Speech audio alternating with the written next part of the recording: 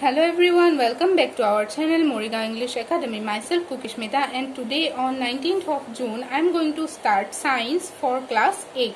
So today we will read lesson 2, which is microorganisms, friend and foe, okay, which is in the page number 15. Okay, in this chapter we will read about some microorganisms. Microorganisms means bacteria, virus, fungi, protozoa, etc. are called microorganisms. Okay, microorganisms we cannot see with our naked eyes. Okay, we can see with microscope. The study of microorganisms is called microbiology. Okay, microorganisms are also called microbes, and the study of microorganisms or microbes is called microbiology. Okay, and the scientist who studied about microorganisms is known as microbiologist. Okay, so there are so many characteristic features of microorganisms according to their size, according to their adaptive features. Okay, they have different characteristic features. Okay, some microorganisms are useful for us and some microorganisms are harmful for us. Okay, so some microbes are disease causing. Okay, from some microorganism cause diseases like malaria, sleeping sickness, fungi, etc.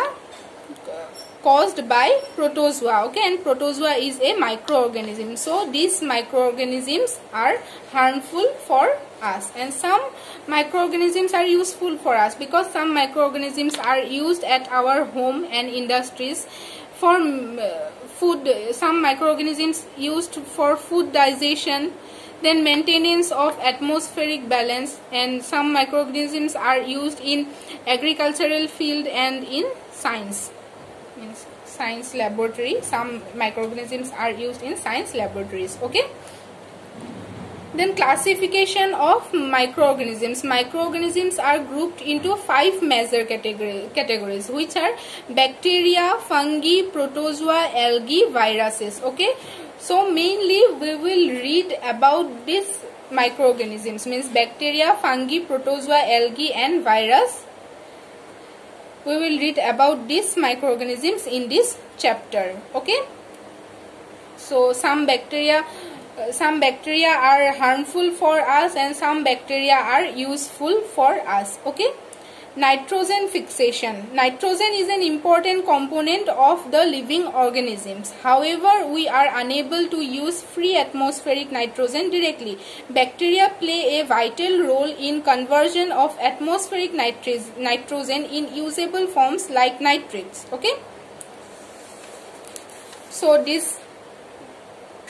some plants such as legumes harbor nitrogen fixing bacteria, rhizobium. Rhizobium is a bacteria and which is useful for us. Okay,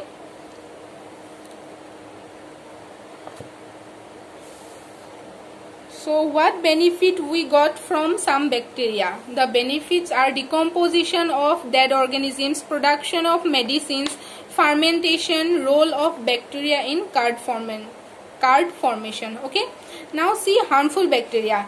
You have studied the beneficial aspects of many bacteria in our life. However, some of them are also harmful to us. Many bacteria act as pathogens and cause diseases in human beings, plants and animals. In human beings, bacteria cause harmful diseases such as tuberculosis, cholera, typhoid, whooping cough and anthrax. A few bacteria also cause diseases in plants. Example of diseases are citrus canker, late blight of potato, etc. Bacteria are present in food and often cause spoilage of food. Okay. Then fungi. Fungi are plant-like organisms that contain a cell but do not contain any chlorophyll and thus cannot perform photosynthesis. Okay. Fungi, they don't have chlorophyll, that's why they cannot perform photosynthesis, because chlorophyll is the very important for photosynthesis. Okay, there are different types of fungi. yeast, mushroom, bread mold, penicillium, etc. are the example of fungi. Okay, like bacteria, fungi also have some benefits, and some fungi also harmful for us. Okay, then another microorganism is protozoa. Protozoa are unicellular and microscopic organism. Okay, unicellular means one cells are present in protozoa, and multicellular means more than one cells are present. Okay, so protozoa is a unicellular. Some benefits of protozoa are soil fertility and waste treatment. Okay, then some harmful also protozoa have. There are many protozoa which are parasitic in nature and live on the bodies of other organisms. Most of them are harmful and cause a number of diseases in human and other animals. Algae are plant-like organisms that possess cell walls and contain chlorophyll. Okay, algae have chlorophyll, so algae can perform photosynthesis. Okay, so algae also have some benefit, and some algae also harmful for us. Okay, so like virus, then the next organism is virus. Viruses are group of some submicroscopic infectious agents. Okay, so HIV, which is human immunodeficiency virus, it is a virus. Then bacteriophage, herpes simplex virus, these are the types of viruses. Okay, then see nitrogen cycle. You know that nitrogen is an essential constituent of all living matter and is necessary for their growth. A living organism cannot make proteins without nitrogen. Okay, air, which constitutes 79% nitrogen gas, is the major reservoir of nitrogen, but most organisms cannot use nitrogen in this form. Plants must secure their nitrogen in fixed form, that is incorporated in compounds such as nitrate ions, ammonia, urea.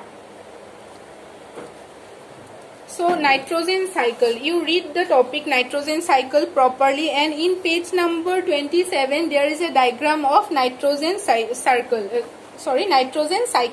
Okay, in page number 27 there is a diagram of nitrogen cycle. You can go through this diagram. Okay, it will be helpful for you. So from next class I will give the question answers from this chapter. Okay, all of you read the lesson properly. If any confusion you get, then ask me. Okay, so thank you for today.